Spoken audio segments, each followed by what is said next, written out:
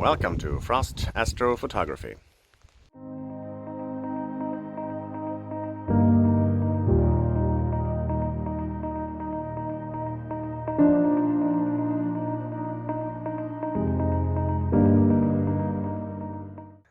In this video I will run network cables all the way from inside my house to my garage to my observatory, and then install a switch, a computer and surveillance camera. I will run a network cable from this patch panel out to the garage to a new switch.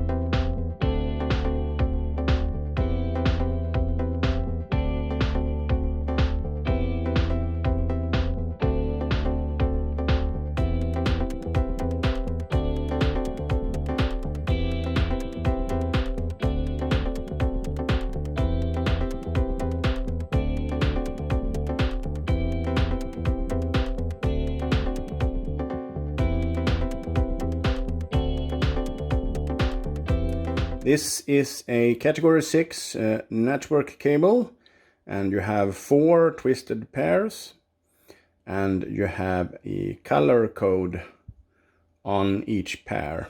So you have orange, orange, white, blue, blue, white, brown, brown, white, and green, green, white. And as you can see on the patch panel here, you have markings.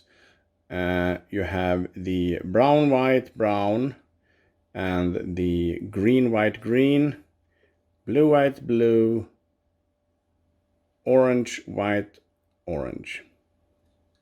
So that is how you connect these cables to the patch panel, and then you connect your network cable to your switch. To be able to connect these cables, you need a crimping tool that looks something like this. Now you use this like this to actually connect the cable and cut the cable to the correct length.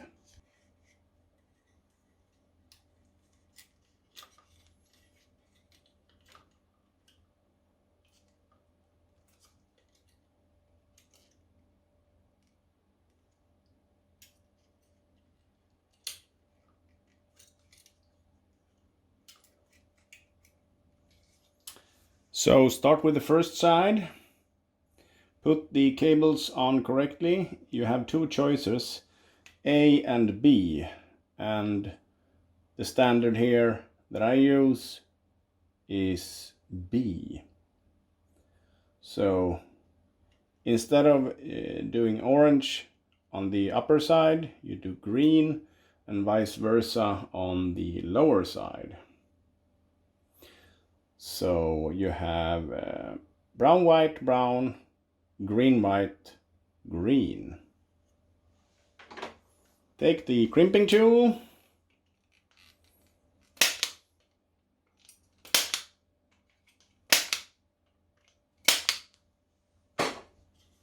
On the lower side, you have blue, white, blue, orange, white, and orange.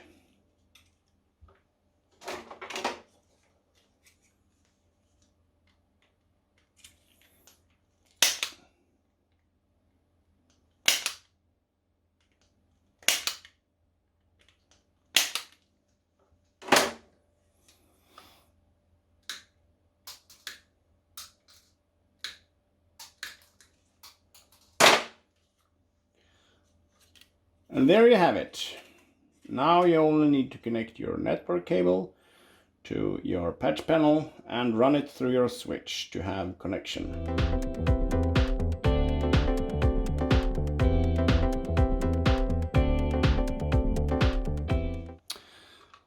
I'm gonna connect the port 24 here to a port in the switch up here, and then route it to a switch in the garage.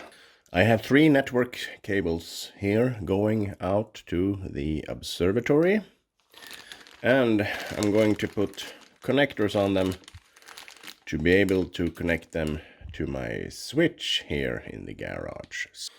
So I've started by cutting these to length. You want to handle these carefully. This is a category 6 rated for outside use, but that also means that it is rather stiff and can be sensitive to sharp bending. So whenever installing and handling it, please be careful not to bend this sharply around a corner or something like that. It can injure the cable. So I have 3 cables at the moment. I'm going to use 2 initially, one for the computer, one for the security camera, and one is vacant, so I can decide later what to use. But I don't know which cable is which at the moment, because I didn't mark them when running them out to the observatory. I will use one of these tester tools to figure out which cable is which, and also test. I have one on the inside, and I place this one outside in the observatory, and then I can check to see that the cable is working properly, and I can also check to see which cable is which. So this is a handy, inexpensive tool, I would say. First thing you do is get on your phone and Google a RJ45 pinout for T568B. Or A if you've used that in your installation, but I've used the 568B in all applications. This will let you know the order of the cables inside the connector. Now I have one of these peeling tools. They are really awesome, but somewhat expensive. You just take the cable, normal amount of length, and do like that.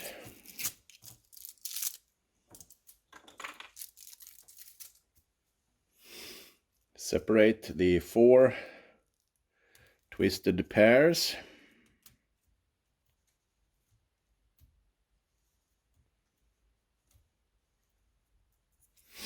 Remove this plastic bit in the middle. Now you want to untwist these to be able to place them inside the connector. What I like to do next is to cut a small piece of the tip off, because when you cut the entire cable off, there's going to be some jagged edges on these cables, and that makes it hard to place them into the connector.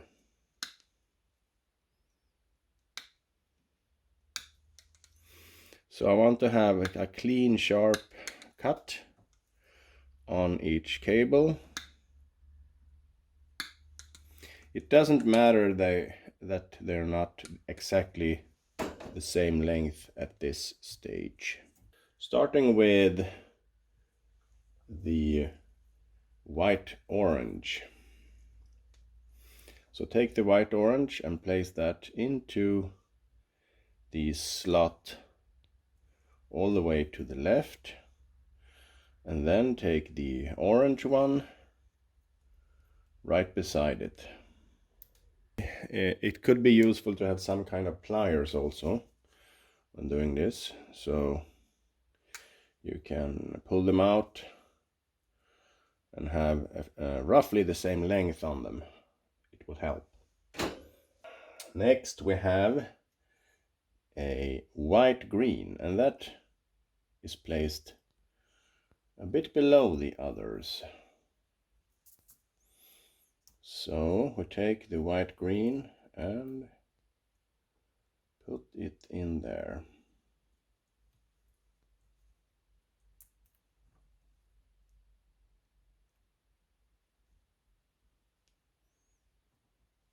Like that. Use the pliers to gently pull it out. Doesn't matter if you damage the upper part of this cable now, because that will be cut off anyway.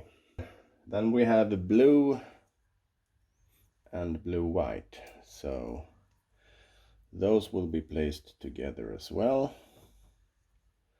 as straight as can be. We have the blue and the blue-white.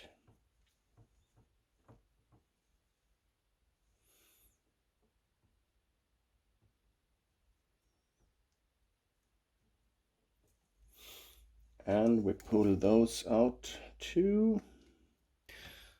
Then we have the green, that is also placed a bit below the others. So like that. The last two is brown, white, and then brown, and those are placed next to each other. Then we make sure and compare that we have them in the correct order. We have a white orange, orange, white green, blue, blue white, green, white brown, and brown. I almost never succeed in getting this all the way down that I crimp the actual cable protection, because this is usually a mess, and it's right now as well. But if you're in situations where you will not unplug and plug in this cable a lot, I don't see any big issues with not crimping the cable. So, using your hands or pliers, try to get this down as far down as possible without breaking this little plastic thing and without getting the cables messed up. Take this and cut. Make sure that they are the same length and still in the correct order. Insert the connector with the pin down.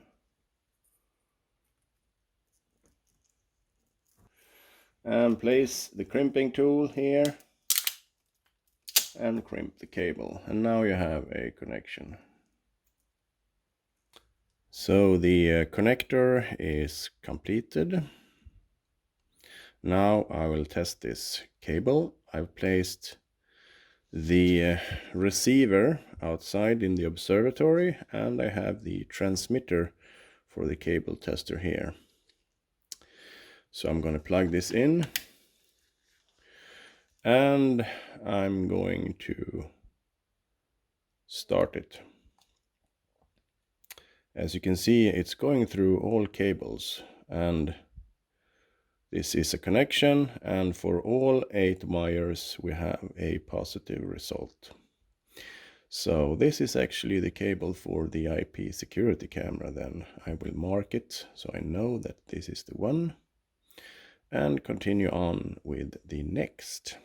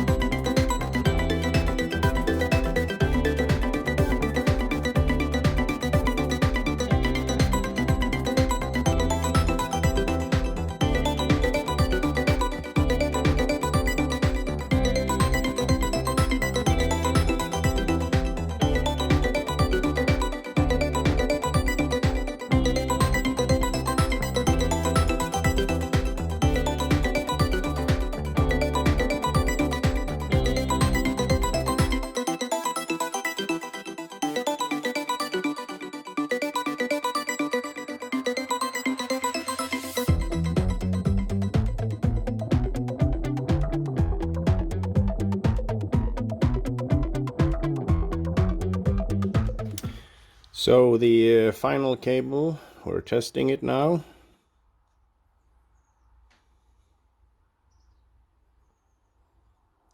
Looks fine. So this is the floor box and the computer network cable. I've had an electrician here helping me with the installation, and let me run through it with you. First of all, coming in, I have a light switch that controls these wires here. I'm going to mount a light fixture. Also on this side, I'm going to mount a fan here to be controlled remotely. And at the bottom here, I have a normal outlet socket that I can use for a heater, fan, dehumidifier, or whatever I want. That is controlled also through my home automation. Over here I have an outlet with power for my gate motor, and I also have a sensor here that can read temperature, humidity, luminance, moisture, and infrared as well. That is good to have in the future to combine with, let's say, a dehumidifier if it should be needed. On this side I have a network cable that I've put a connection on, and this is for my main IP camera that I'm going to use to look into the observatory. The main connection box, it's closed now, but in here I have the connections for all of the wires. On the pier here itself, I have a conduit going down and coming out to this special floor box, so to speak. I'm going to put some kind of metal grate over it so you can walk. I have two outlets down here. One is always on and one can be controlled through my home automation system using Z-Wave relays. The always on is going to power a computer, and the one controlled through a relay is going to power the mount, dew heaters, and everything else that I don't want powered all the time. I have also a network cable down here with a connection on it for the computer, and this runs all the way inside.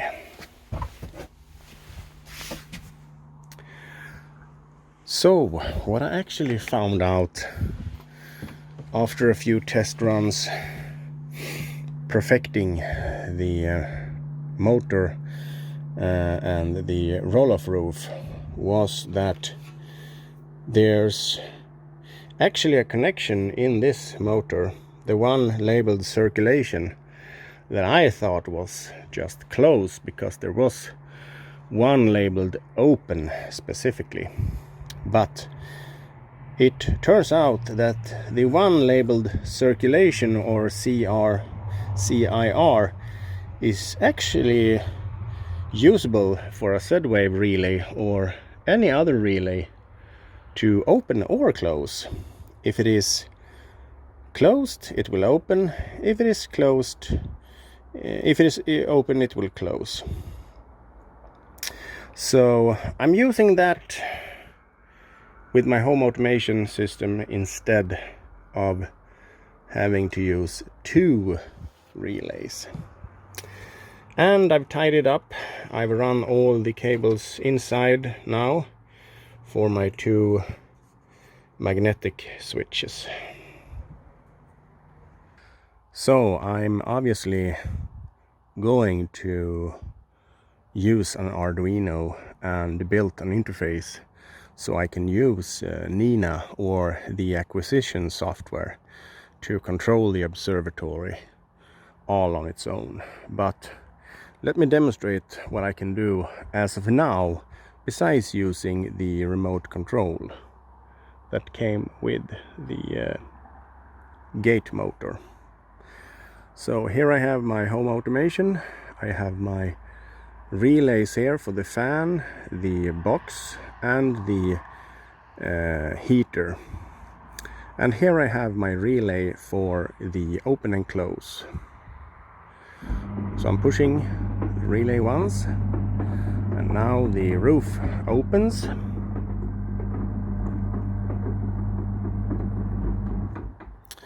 And I'm pushing the relay again, and the roof closes. Now this is a home automation system called Homey. So let me show you the setup. In this little box here I've had help installing the relay controlling the roof. This is the antenna. These control cables run all the way outside to the observatory. The rest of the outlets are controlled with two fibro relays. A single switch for the heater outlet and a double switch for the fan and the box below the pier. Now these Z-wave relays are mounted in DIN holders that fit the regular Hager or whatever electric central you're using.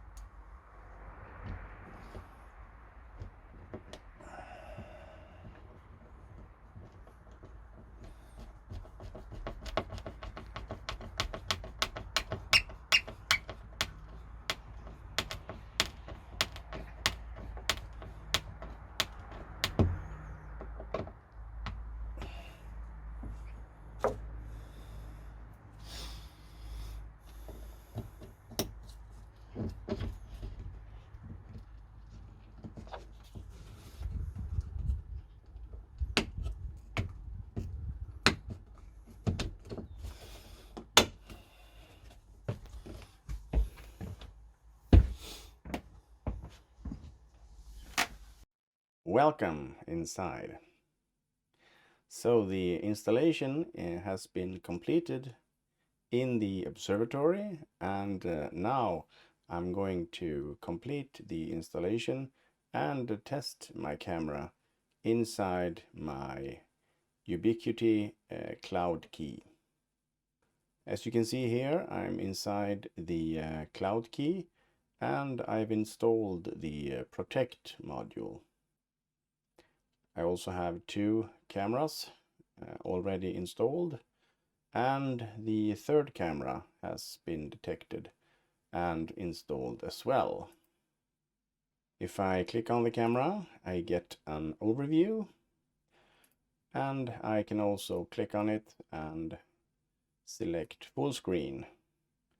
And then I'm able to view the full screen of my observatory camera. As you can see here on this image, the roof is closed, and unfortunately I can't open it at the moment because it's raining outside.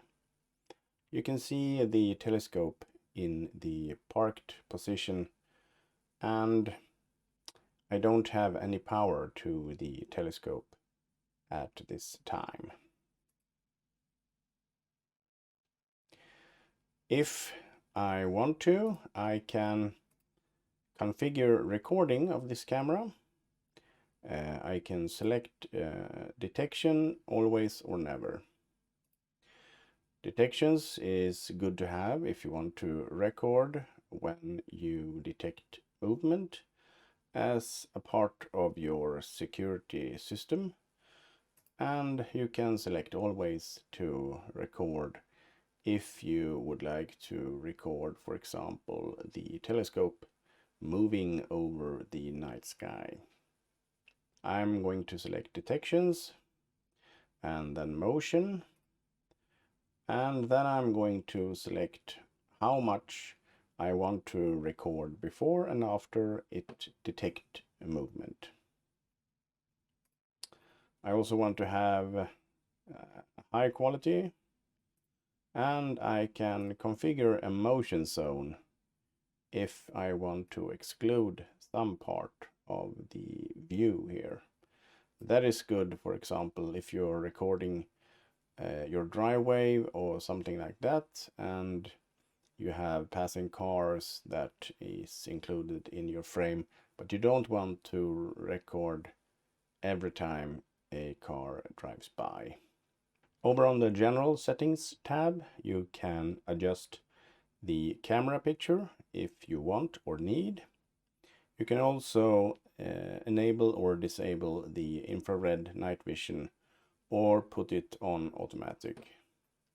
You can also enable or disable the status light of your camera.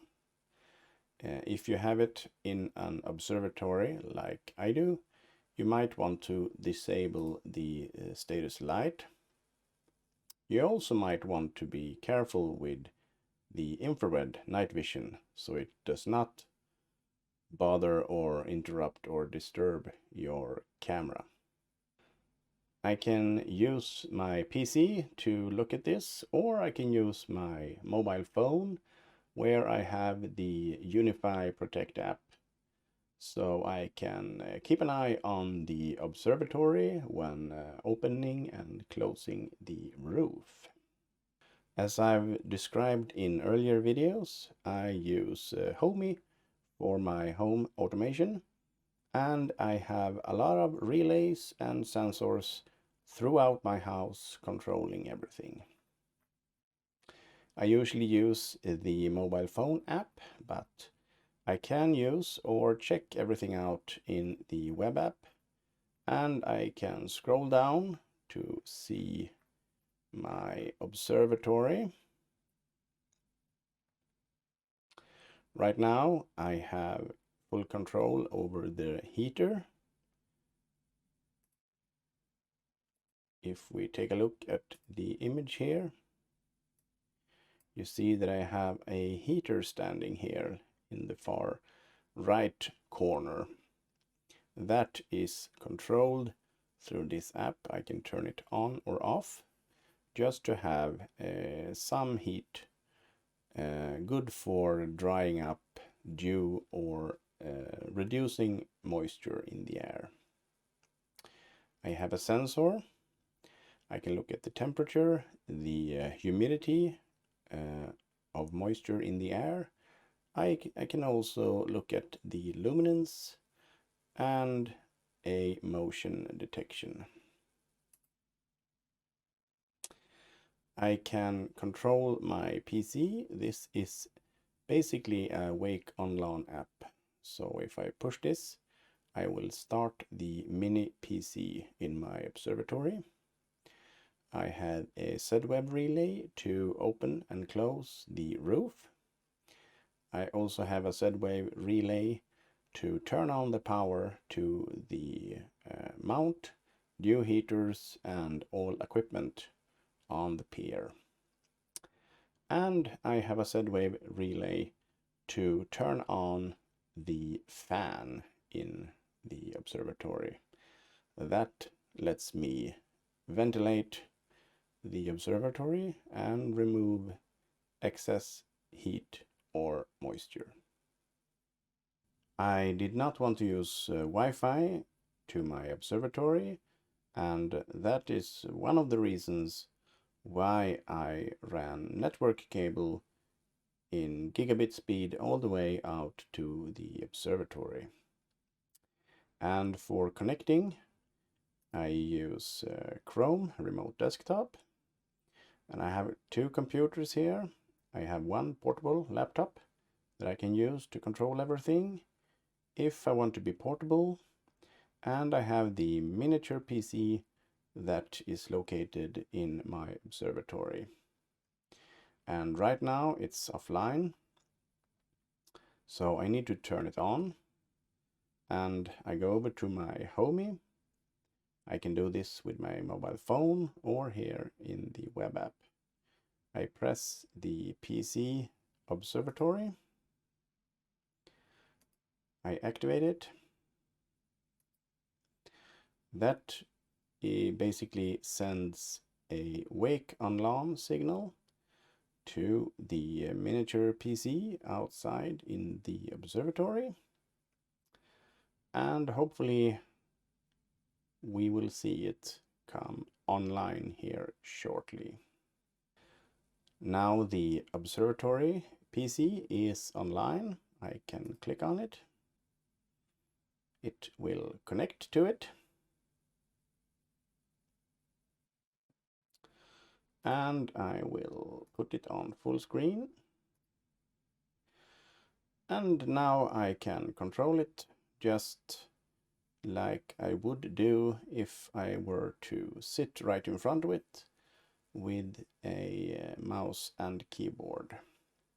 Since I have a gigabit LAN all the way out to the observatory, the transfer speed is very high if I need to send something between this computer in my observatory and the computer in my home office. I can up or download files between computers within the Chrome Remote Desktop, but I normally put all images that I acquire on a cloud service that I can access from anywhere. That usually works out fine for me because I have a 500 megabit fiber connection at home and in my observatory as well. Thank you so much for watching this video, and please give it a thumbs up if you like it, and consider subscribing to my channel if you like my content. And as always, until the next video, I wish you have clear skies.